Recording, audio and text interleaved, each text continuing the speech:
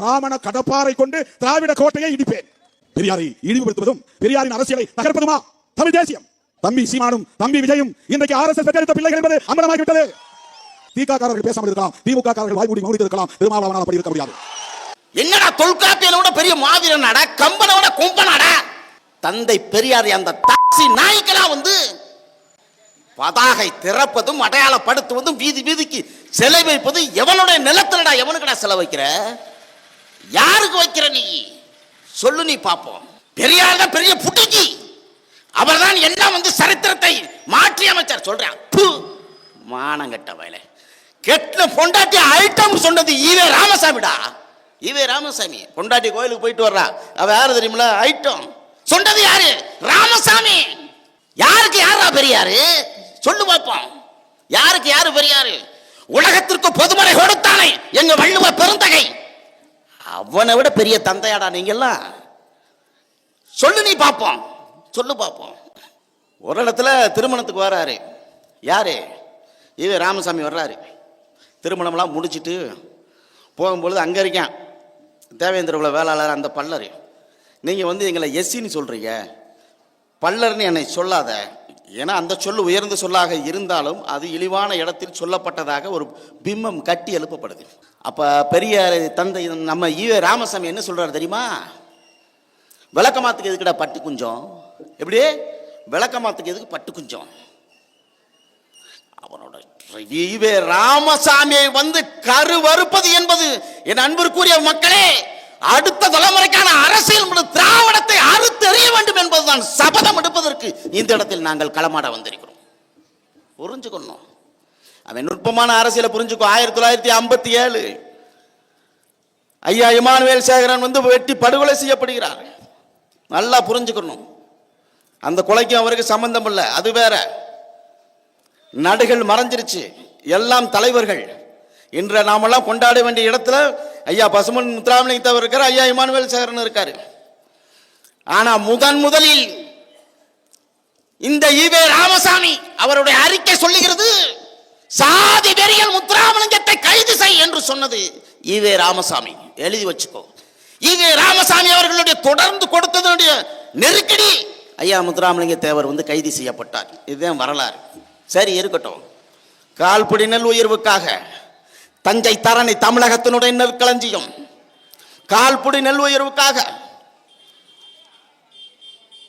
கூலி போராட்டத்தில் ஈடுபட்டதற்காக அந்த அரக்கன், அந்த சாதி வரியன், அந்த ஆதிக்க சாதி, அந்த வடுகன், அந்த கோபாலசாமி நாயுடு 44 பேரை பிடிச்சி ஒரே இடத்துல வச்சு வெட்டி உள்ள போட்டு, ஒரு குழந்தை ஓடுது தூக்கி வெட்டி உள்ள போட்டு குடிசையில் போட்டு எரிச்சான். 44 1968 கால்படி நெல் உயர்வுக்காக இந்திய பெருந்தேசமே கொந்தளித்தது. அப்ப ஈவே ராமசாமி யாரு? ராமசாமி நாயக்கருக்கு சொந்தக்காரர் யாரு? கோபாலசாமி நாயுடு.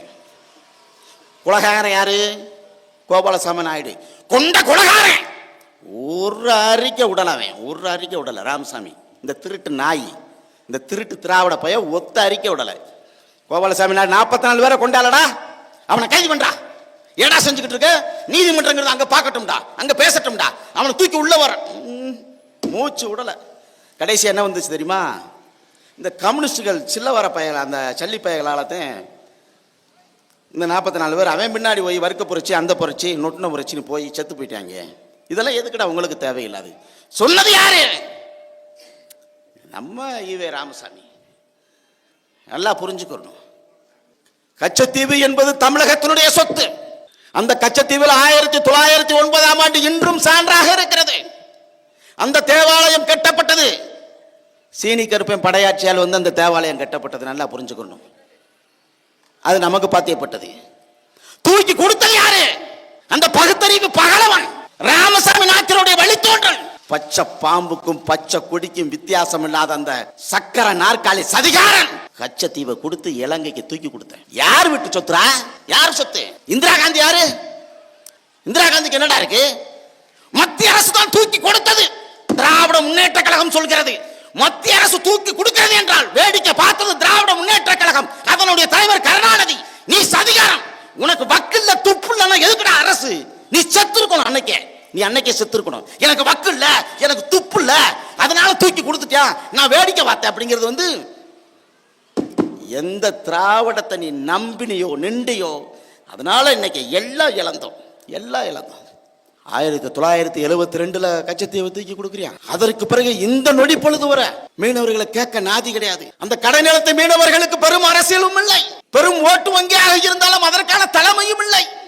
ஆளுகின்ற கம்யூனிஸ்ட் கட்சிகள் அந்த மீனவர்களுக்காக துணை நின்றதா? இல்ல. சாதி ஒழிப்பு, கடவுள் மறுப்பு பேசிய அந்த திராவிட கட்சி, அனைத்து இந்திய அண்ணா திராவிடம், திராவிட முன்னேற்ற கழகம், அதை தொடர்ந்து எண்ணற்ற திராவிட மாமேதைகள் அந்த மீனவனை பற்றி ஏதாவது ஒரு நாள் வேதனைப்பட்டதுண்டா? அவன் கண்ணீருக்கு ஏதாவது வந்து பரிகாரம் செய்ததுண்டா?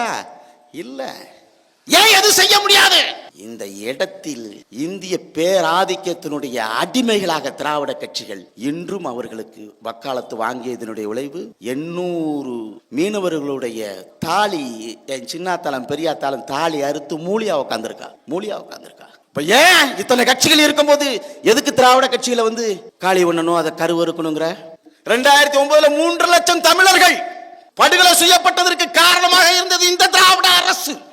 அமைதிப்படங்கிற பேர்ல வந்து ஒட்டுமொத்தமா இருக்க அமைதிப்படை அழிச்சு 13,000 பேரை கருப்பளிச்சு. அன்னைக்கு 13,000 பேர் எவ்வளவு பெரிய ஒரு வரலாற்று பெரும் சங்கடமான ஒரு சூழலையில வந்து நம்ம வந்து சந்திச்சுக்கிட்டு இருக்கோம். வர்றாரு எங்க அண்ணன் வர்றாரு.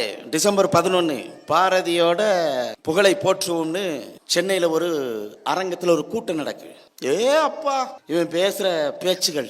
சங்கி கூட்டத்துல சீமான் வந்துட்டாரு, சங்கிக்கு சிஞ்சாடிச்சாரு. அண்ணன் என்ன சொன்னாரு? பாரதிய பேசுவோம். இதற்கு முன்பாக இருந்த இந்த திராவிட கட்சி ஏன்டா பேசல? எங்க அண்ணனுடைய கேள்வி இருக்குல்ல, அதுக்கு பதில் இருக்கா உங்கள்கிட்ட? பதில் இல்ல.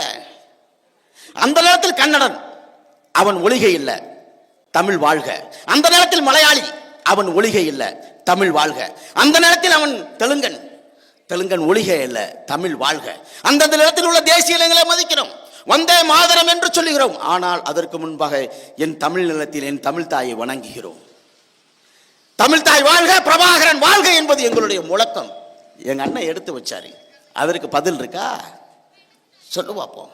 திராவிட கட்சிகளால் கடந்து வந்த பாதையில் எங்களுடைய தமிழ் சமூகங்கள் முட்டி மோதவிட்டு ரத்தம் கொடுத்த அந்த காட்டேரி கூட்டம் 800 ஆண்டு காலத்திற்கு மேலாக இந்த மண்ணில் கோலேச்சி உள்ள அந்த திராவிடத்தை கருவறுத்து தமிழ் தேசிய அரசியல் இன்று வளர்ந்து வருகிறது என்றால், என் அன்பிற்குரிய உறவுகளே, நாங்கள் சட்டமன்ற உறுப்பினராக வேண்டும், பாராளுமன்ற உறுப்பினராக வேண்டும் என்ற நோக்கம் அல்ல.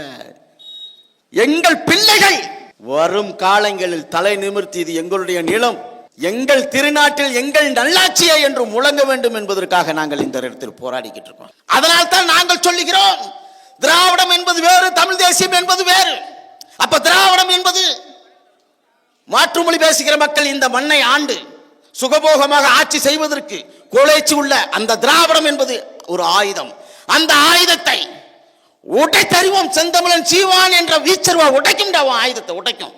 எழுதி வச்சுக்கோ. நீ ஒவ்வொன்னா தமிழர்களுடைய அறிவியலை எல்லாம் அழித்து நாசப்படுத்திய இந்த பெருங்கூட்டத்தை வந்து நாம் தமிழர் என்ற ஒரு ஆயுதம் அறுக்கவில்லை என்றால் எவனும் அறுக்கவே முடியாது.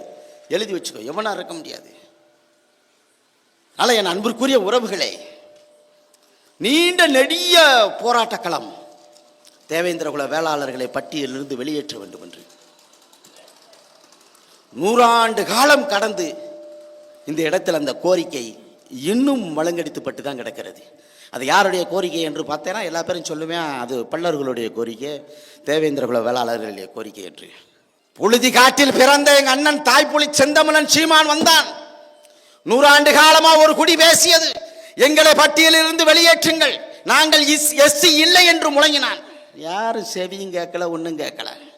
ஆனா எங்க அண்ணன் செந்தமிழன் சொன்னான், தேவேந்திர குல வேளாளர்களுடைய பட்டியல் வெளியேற்றம் என்பது அந்த குடிக்கான போராட்ட களம் அல்ல, அவர்களுக்கான கோரிக்கையும் அல்ல.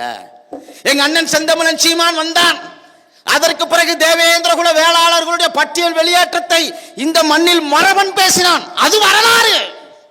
தேவேந்திர குல வேளாளர்களுடைய பட்டியல் வெளியேற்றத்தை கோணன் பேசினான். அது வரலாறு. தேவேந்திர குல வேளாளர்களுடைய பட்டியல் வெளியேற்றத்தை நாடான் பேசினான். அது வரலாறு. தேவேந்திர குல வேளாளர்களுடைய பட்டியல் வெளியேற்றத்தை பறையில் பேசினான். அது வரலாறு. தேவேந்திர குல வேளாளர்களுடைய பட்டியல் வெளியேற்றத்தை என்னுடைய வளையல் முத்திரையன் பேசுறான், அது வரலாறு. தேவேந்திர குல வேளாளர்களுடைய பட்டியல் வெளியேற்றத்தை வன்னியன் பேசுறான், செம்மான், கொயவன், கொல்லன், கொத்தன், கண்ணச்சன் எல்லாம் பேசுறான். லட்சம் ஆண்டுகளுக்கு நீண்ட நெடிய வரலாற்று பெருமை கொண்ட தமிழர்களுடைய கோரிக்கையாக மாறியது தேவேந்திர குல வேளாளர்களுடைய பட்டியல் வெளியேற்றம். என் நல்ல ஆத்தாளுக்கு அப்பனுக்கு பிறந்த எங்க அண்ணன் சீமான் எடுத்தாண்டா, அது உலகம் பேசுச்சுரா. அன்னைக்கு உலகம் பேசுறான். சீமானாகிய நான் என்று ஒரு நாள் சட்டசபையில் குரல் ஒலிக்கும் போது தேவேந்திர குல மக்களுடைய பட்டியல் உடையும். இந்த நில சிக்கிச்சுனா நீ செத்தடா திராவிட கட்சிக்கார, எழுதி வச்சுக்கடா, நீ எழுதி வச்சுக்கோ. நீ பசும் போர்வை போர்த்தப்படும் சிறுலுத்தூர் சட்டமன்ற தொகுதியில் இன்னைக்கு விவசாயி இருக்கான். வெண்டைக்காய், சுண்டக்காய், கத்தரிக்காய், வெங்காயம் எல்லாம் போறேன். அவனால் விற்க முடியல. இந்த குன்னூரில் பார்த்தீங்கன்னா விவசாயம் சிறந்த பகுதி, பூவு எவ்வளவோ இருக்கு, ஆனால் அவனால் விற்க முடியல. எவனோ ஒருத்தன் தீர்மானிக்கிறான். ஆனால் நாம் தமிழர் கட்சி ஆட்சி அதிகாரத்திற்கு வந்த உடனே உற்பத்தி செய்யப்பட்ட காய்கறிகளாக இருந்தாலும் சரி, எல்லா வளங்களும் அரசே கொள்முதல் செய்யும். அதற்காக நீ விவசாயி சின்னத்திற்கு வாக்களிக்க வேண்டும் என்பதுதான் எங்களுடைய கோரிக்கை. அப்ப நீர் மேலாண்மை என்பது நாம் தமிழர் கட்சி ஆட்சி அதிகாரத்திற்கு வந்தவுடன் நீர் மேலாண்மை மீண்டும் பழந்தமிழர் பாண்டியர் அரசு எப்படி கட்டி எழுப்பினானோ அதே மடை வாரியமும் கழுங்கு வாரியமும் கட்டி எழுப்பப்பட்டு இந்த மக்களுக்கு ரசாயனம் இல்லாத ஒரு தற்சார்பு ஒரு அரசை நாம் தமிழர் கட்சி கட்டி எழுப்பும். அதற்காக நீங்கள் விவசாயி சின்னத்திற்கு வாக்களிக்க வேண்டும், அன்பிற்குரிய உறவுகளே.